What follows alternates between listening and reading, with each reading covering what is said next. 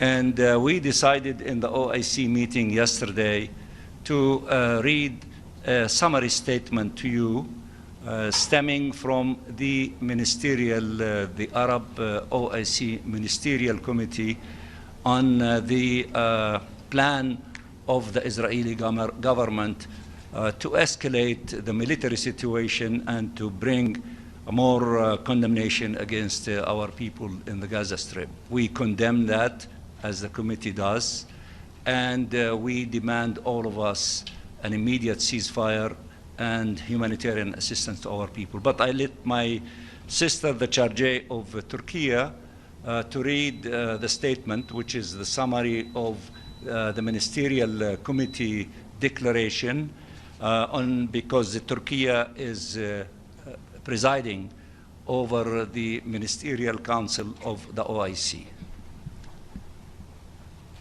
Thank you, Minister Mansour. As he mentioned, Turkey, as the current chairman of the OIC group of OIC foreign ministers, I have the honor to read the joint statement of the OIC group in New York on the recent developments in the Gaza Strip, which is based on the joint statement by the Ministerial Committee mandated by the Joint Extraordinary Arab Islamic Summit. The OIC group expresses its strong condemnation and categorical rejection of Israel's announcement of its intention to impose full military control over the Gaza Strip. We consider this announcement a dangerous and unacceptable escalation, a flagrant violation of international law, and an attempt to entrench the illegal occupation and impose a fait accompli by force in contravention of international law, international humanitarian law, and relevant United Nations resolutions. The group reaffirms that this declared course of action by Israel constitutes a continuation of its grave violations, including killing and starvation, attempts at forced displacement and annexation of Palestinian land, the settler terrorism, which are crimes that may amount to crimes against humanity. We demand the immediate and comprehensive cessation of the Israeli aggression against the Gaza Strip and an end to the ongoing violations committed by the occupying forces against civilians and civilian infrastructure in the Gaza Strip, the West Bank, and East Jerusalem. We also demand that Israel, as the occupying power, immediately and unconditionally allow the entry of humanitarian assistance at scale into the Gaza Strip, including food, medicine, and fuel, and ensure the freedom of operation of relief agencies and international humanitarian organizations in accordance with international humanitarian law and its applicable principles. We reiterate our full support for the efforts undertaken by the Arab Republic of Egypt, the State of Qatar, the United States of America to achieve a ceasefire and reach an agreement for the exchange of prisoners and hostages as a fundamental humanitarian entry point to de-escalation, alleviating suffering and ending the aggression.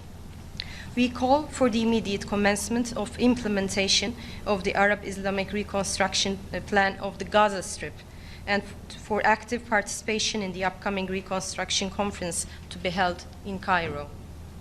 We reiterate our rejection and condemnation of all attempts to displace the Palestinian people from their land in Gaza and the West Bank, including East Jerusalem, and the affirmation of the need to preserve the legal and historical status quo of the Islamic and Christian holy sites in Jerusalem, while recognizing the key role of the Hashemite custodianship in this regard.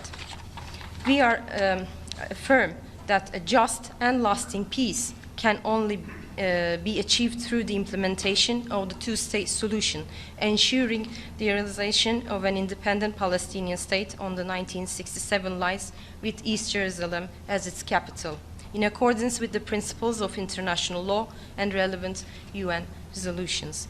To this end, we hold the Israeli occupation fully responsible for the ongoing genocide and the unprecedented humanitarian catastrophe taking place in the Gaza Strip, and calls upon the international community, particularly the permanent members of the Security Council, to assume their legal and humanitarian responsibilities and to take urgent action to stop Israel's illegal, aggressive policies aimed at undermining prospects for a just and lasting peace, and eliminating any horizon for the implementation of the two-state solution, and ensuring immediate accountability for all violations committed by Israel against international law and international humanitarian law, including those amounting to genocide. Finally, we also underscore the need to implement the outcomes of the high-level international conference on the peaceful settlement of the question of Palestine and the implementation of the two-state solution held in New York, co-chaired by the Kingdom of Saudi Arabia and the French Republic, including the urgent operational time-bound measures contained in this final outcome document to end the war in Gaza, and the implementation of a political path to achieve the comprehensive peaceful settlement of the Palestinian question and the implementation of the two-state solution. I thank you. Okay. Yes, Talal. Thank you. Talal Arabiya. Beside the condemnation and the statements and the Security Council's sessions, Israel seems, and I'm sure you have noticed, does not pay any attention to the world, international law or humanitarian law, or the Security Council resolutions. Beyond that, what can the Muslim and Arab countries do to force the Israeli government to implement the minimum of human rights? We also yesterday, the extrajudicial killing of journalists like ourselves, just to silence the voices in Gaza before they invaded. What can we do besides reading statements and communications? Please, anyone. Thank you. We fully concur with your views expressed particularly for the killing of the journalists. This is a deliberate policy to silence the journalists, but we were all aware that the truth cannot be silenced. As a matter of fact, I have the honor also to announce that my minister called on the OIC delegation in New York to commence an extraordinary OIC group meeting to discuss a possible course forward to take actions in this regard. In the meantime, we are delighted to observe last Sunday that majority of the Security Council members concur with putting an end to the Israeli policies. If I may add also, the conference that took place the end of last month in New York was predicated in its concept paper that this is an action-oriented conference, which means that in addition to reiterating, as you have indicated, the principled position which we appreciate in terms of a just solution to the conflict, which requires the end of this illegal occupation and allowing the Palestinian people, among other things, to exercise self-determination, it requires practical steps by the institutions of the UN, including the Security Council, and it has to shoulder its responsibility. And we appreciate the relatively cohesion and unity by almost everyone in the Security Council demanding Israel to stop this, crime against the Palestinian people in the Gaza Strip. But that is also in itself is not enough. Therefore, we are asking these institutions to take further steps to force Israel to comply with its obligation and the Security Council has tools available to it if they wish to act accordingly. But states in their national capacity can take also steps.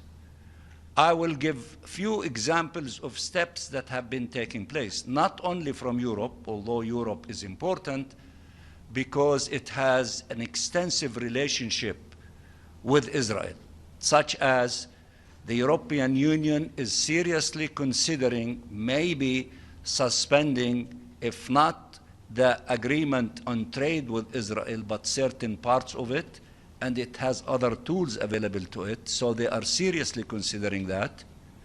A number of countries, including Spain and others, decided, to suspend military, export, import with Israel. That is also very important.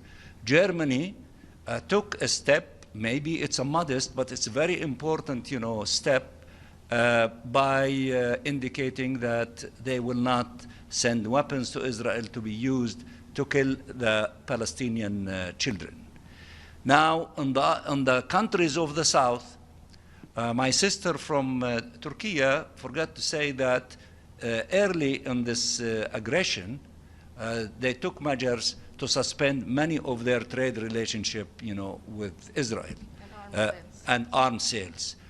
Colombia, for example, severed the diplomatic relationship with Israel and decided not to send any of its coal to Israel because they export coal and they have other relationship about sending CO2 to Israel. They suspended all these things. These are examples in which a growing number of countries are considering taking measures in their national capacity, and I think the momentum is getting bigger and bigger, and we need to succeed collectively from all these parts, including the different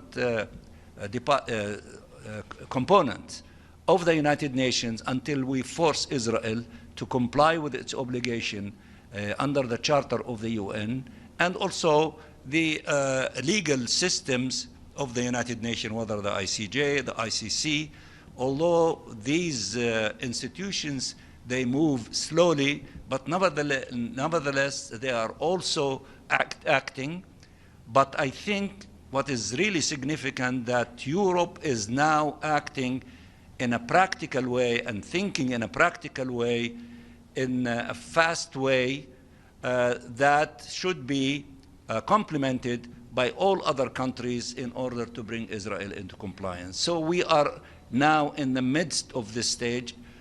We hope that we can succeed in not allowing them to execute the plan that they declared, but this requires more efforts, more pressure, more mobilization, and this is a step, maybe a modest step in this direction. We have to stay the course, and it is your duty, because you referred to Palestinian journalists that were assassinated by Israel in Gaza yesterday, which we condemn that in the strongest terms, and we hope that the international legal system would go after those who have committed these crimes so that they face the punishment that they deserve.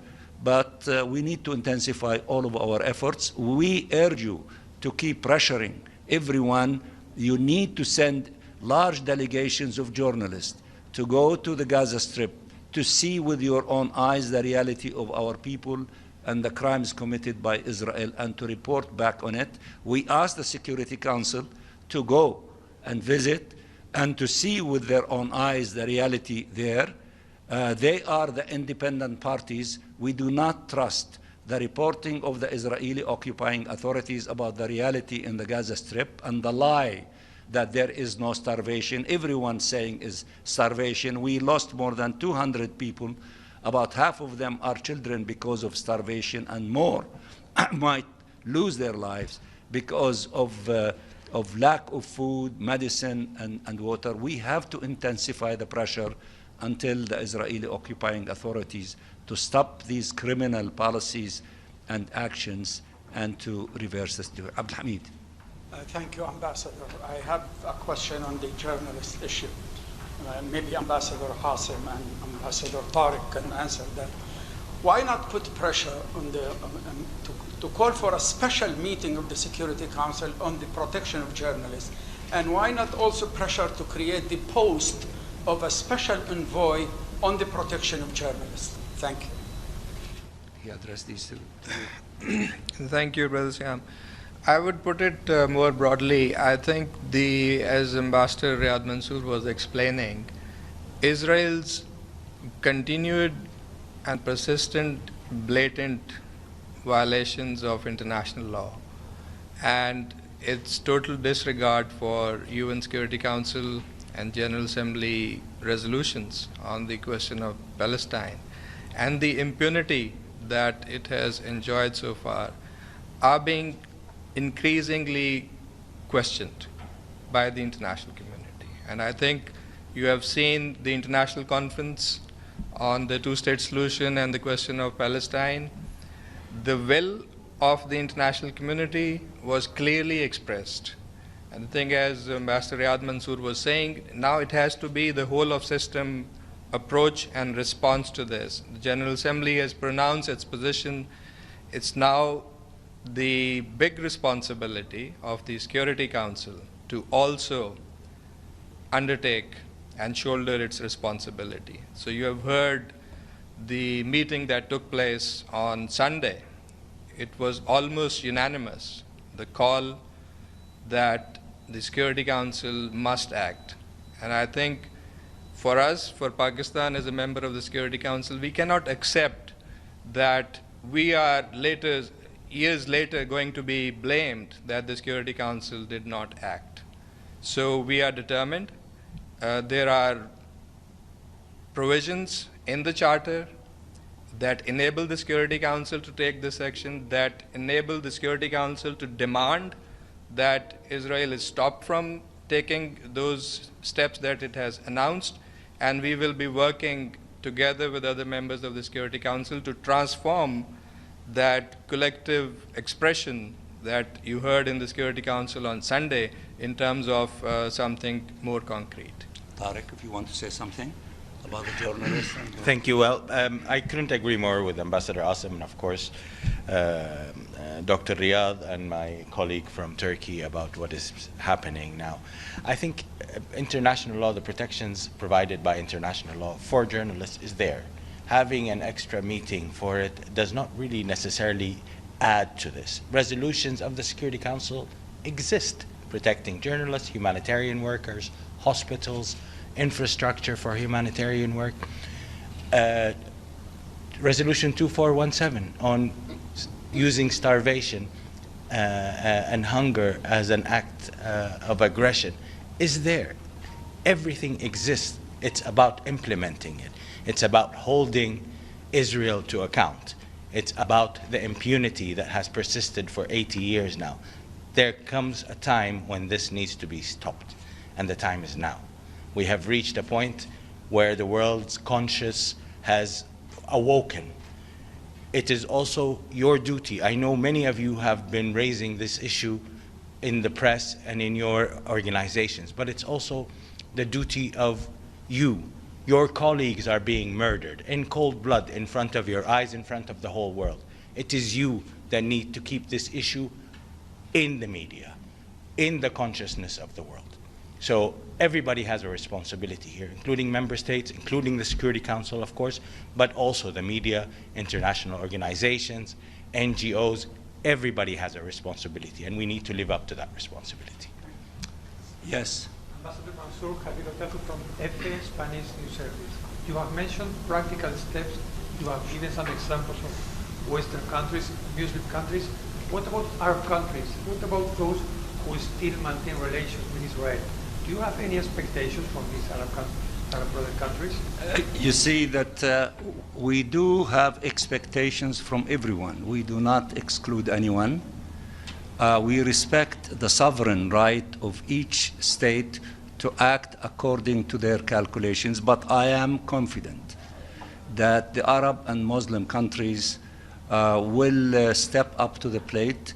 There are huge things before us, including, the support to the return of the national authority to assume its responsibility in Gaza.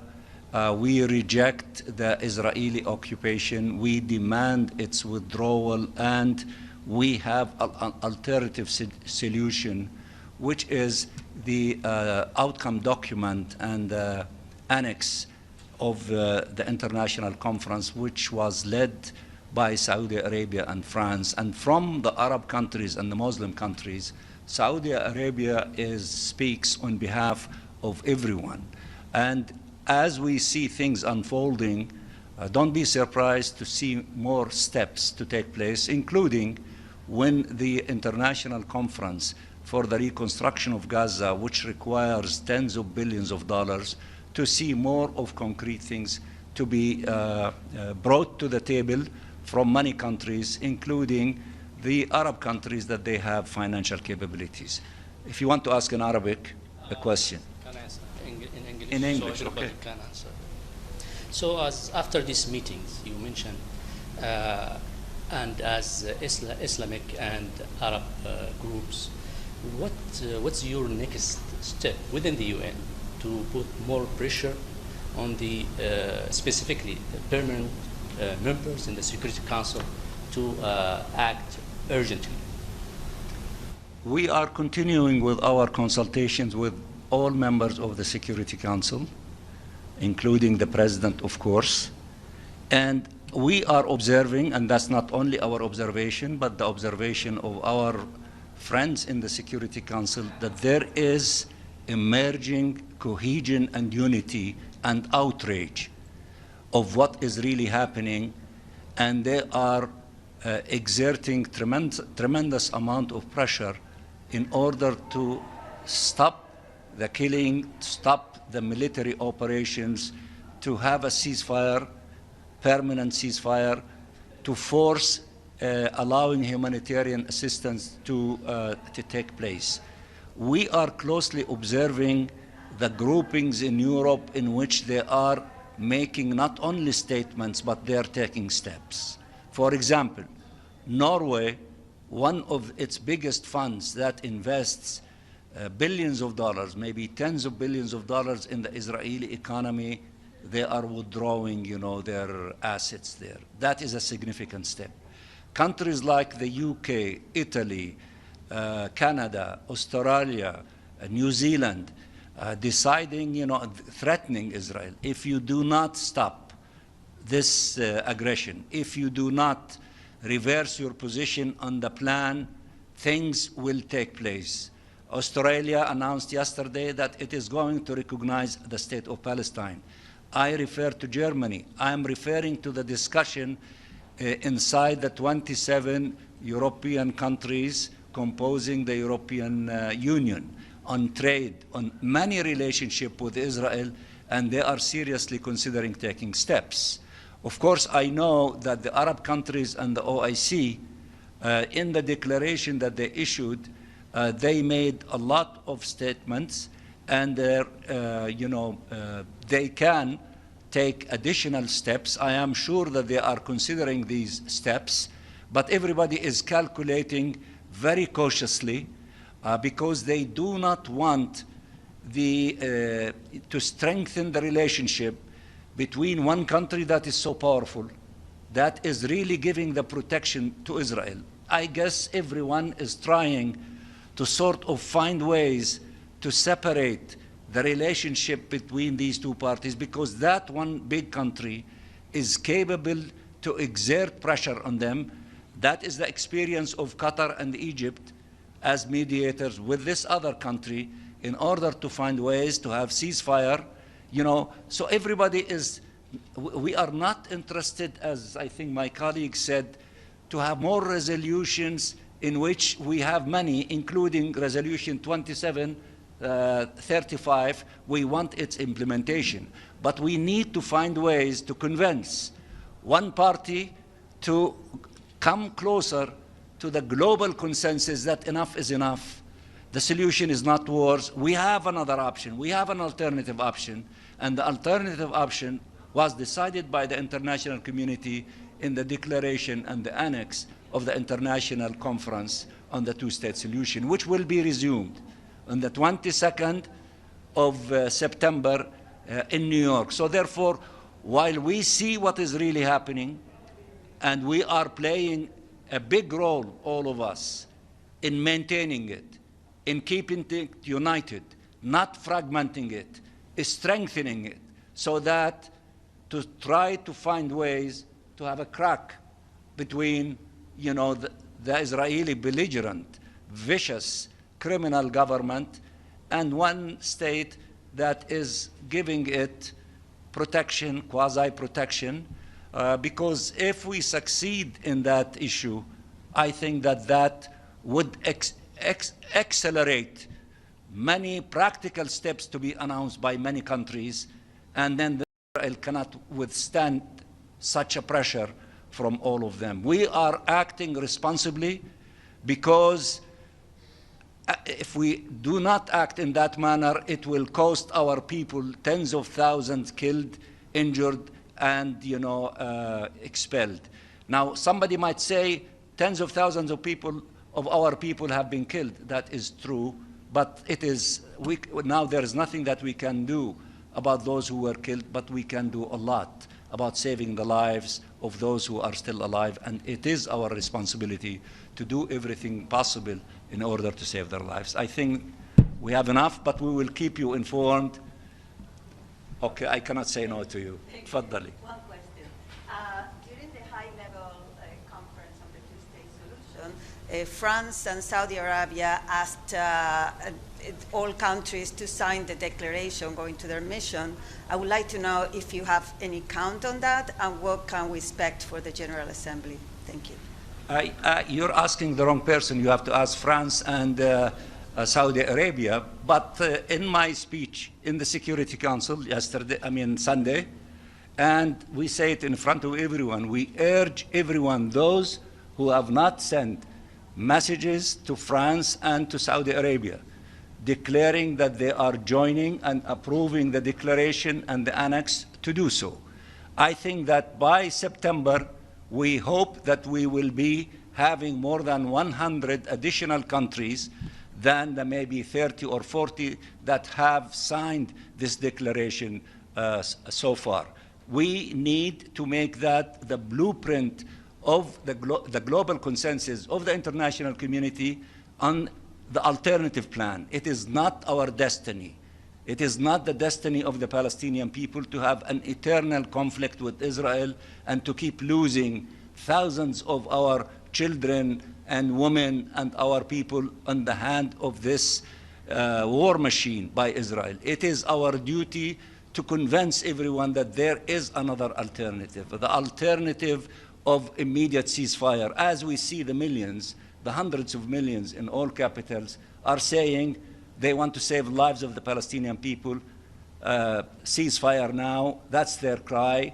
And the leaders who are not yet convinced of that message should listen to everyone.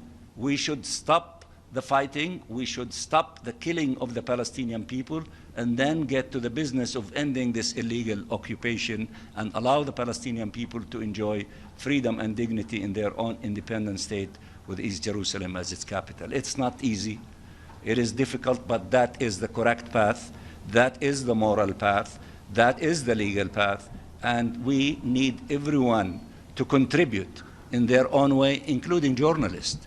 As my brother, Tariq said, as you tell us what we are doing, and that is a legitimate question you ask us, we are also telling you, tell the story of the Palestinian people. Tell about the crimes in which more than 270 journalists were killed trying to tell the story of our people in the Gaza Strip.